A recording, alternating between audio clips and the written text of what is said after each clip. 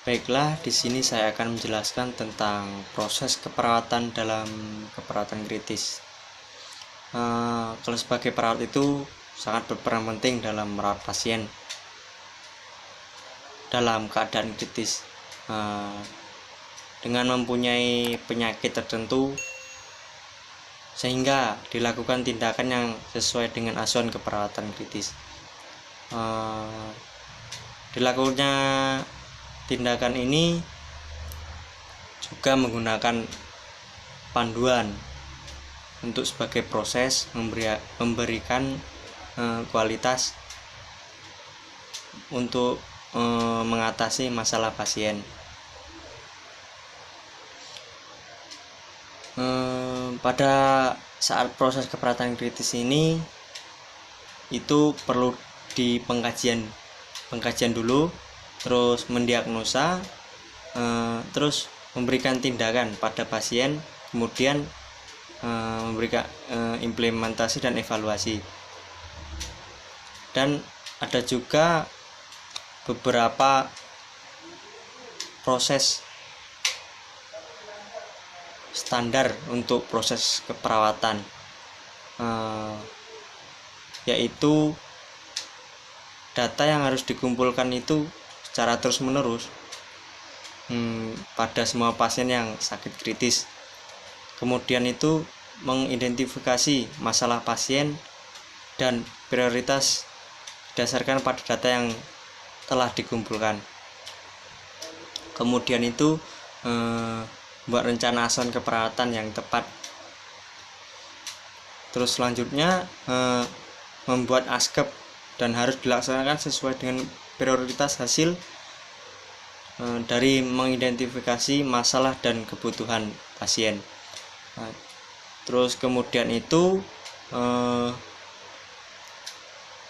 hasil dari ASKEP tersebut harus dievaluasi secara terus-menerus.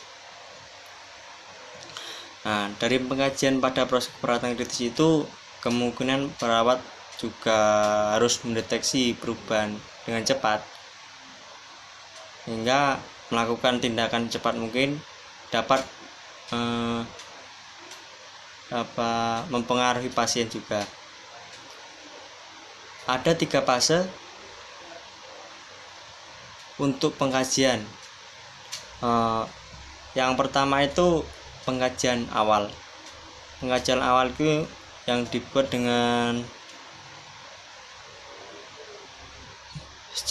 cepat selama pertemuan pertama dengan pasien, seperti airway, breathing, dan circulation.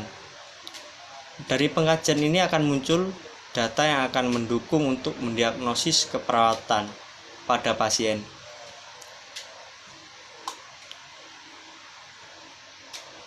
Untuk diagnosis akan diurutkan dari yang prioritas, sehingga diagnosis yang diambil kemudian dihubungkan dengan penyebab dan pemenuhan kebutuhan pasien.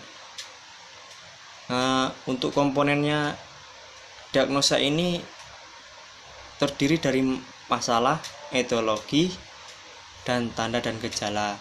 Kemudian intervensinya itu dilakukan dengan sebagai pemecah masalah keperawatan yang disusun dengan sesuai dengan kebutuhan pasien.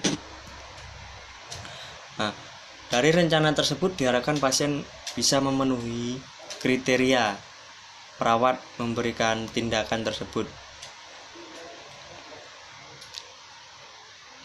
Kemudian itu implementasi keperawatan itu dilakukan sesuai dengan rancangan tindakan yang sudah dibuat.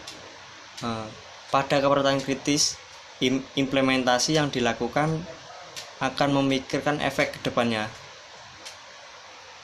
untuk pasien itu sendiri. Implementasi itu juga harus selalu didokumentasikan agar asuhan keperawatan akan berkesinambungan, agar guna mencapai kriteria hasil yang sudah direncanakan. Kemudian setelah implementasi dilakukan, kemudian tahap evaluasi, sehingga apakah implementasi yang akan dilakukan mencapai kriteria hasil atau tidak. Demikianlah penjelasan dari saya tentang proses keperawatan kritis. Saya akhiri, terima kasih.